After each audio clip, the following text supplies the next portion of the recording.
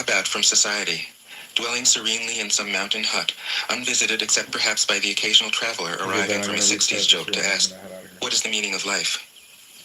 But it's clear from his teachings that he deeply cared about society, if society means the welfare of one's fellow human beings. His book is, among other things, a treatise on the art of government, whether of a country or of a child.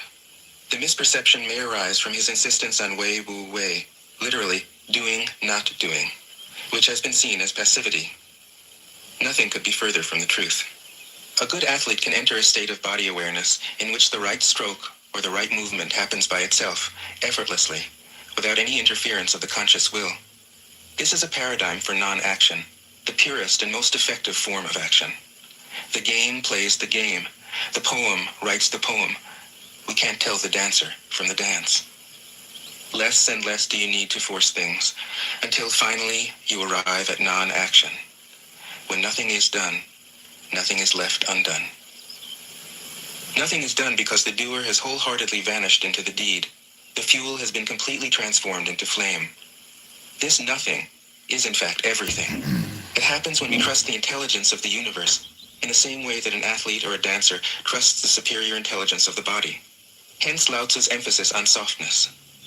Softness means the opposite of rigidity, and is synonymous with suppleness, adaptability, endurance.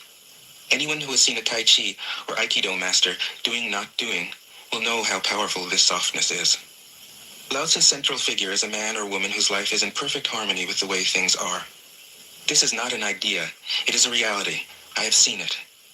The master has mastered nature, not in the sense of conquering it, but of becoming it. In surrendering to the Tao, in giving up all concepts, judgments, and desires, her mind has grown naturally compassionate.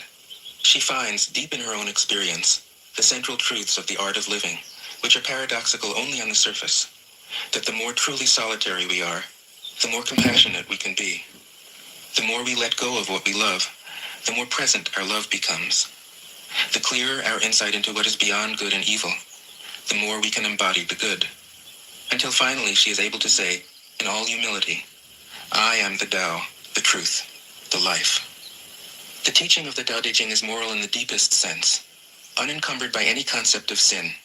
The master doesn't see evil as a force to resist, but simply as an opaqueness, a state of self-absorption, which is in disharmony with the universal process, so that, as with a dirty window, the light can't shine through. This freedom from moral categories allows him his great compassion for the wicked and the selfish. Thus the master is available to all people and doesn't reject anyone. He is ready to use all situations and doesn't waste anything. This is called embodying the light. What is a good man but a bad man's teacher? What is a bad man but a good man's job? If you don't understand this, you will get lost, however intelligent you are. It is the great secret. The listener will notice that in the many passages where Lao Tzu describes the master, I've used the pronoun she at least as often as he. The Chinese language doesn't make this kind of distinction. In English, we have to choose.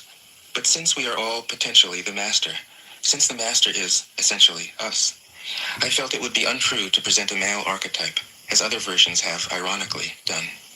Ironically, because of all the great world religions, the teaching of Lao Tzu is by far the most female. Of course,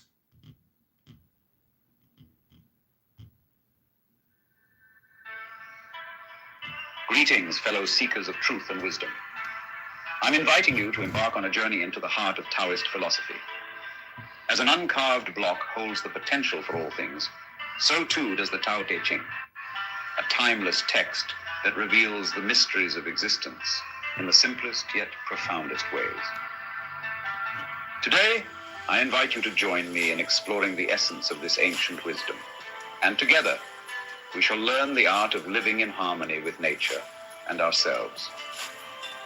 In the following reading, we will traverse the poetic words of Lao Tzu's Tao Te Ching, delving into its teachings on self-reflection, balance, and unity with the universe.